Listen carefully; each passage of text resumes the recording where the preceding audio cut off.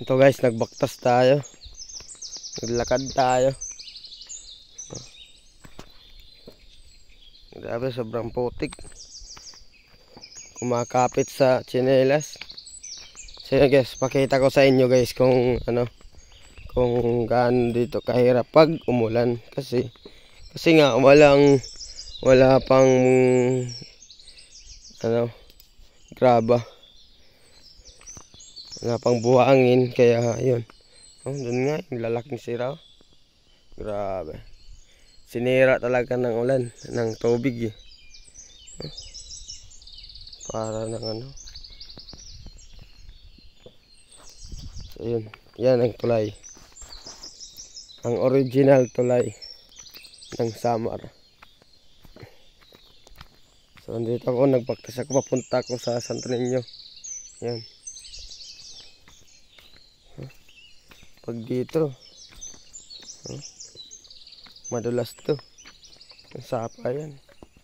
Sapa, tapos dito, may nahulog na dito. Nagmumotor.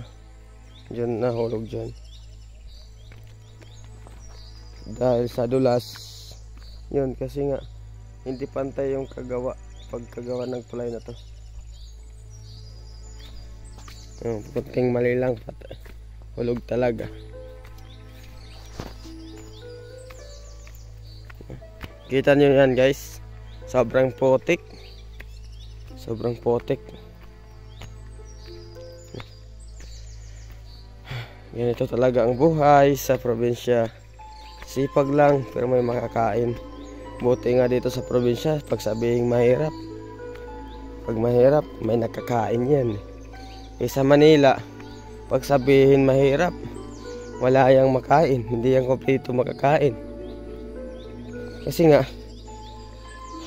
pag walang pera, wala kang makakain dito sa probinsya. Mahirap dito, wala kang pera, pero nakakakain, di ba? Kompleto yung nakakain ng tatlong beses sa isang araw, di ba? Wala nga lang pera. So ayun.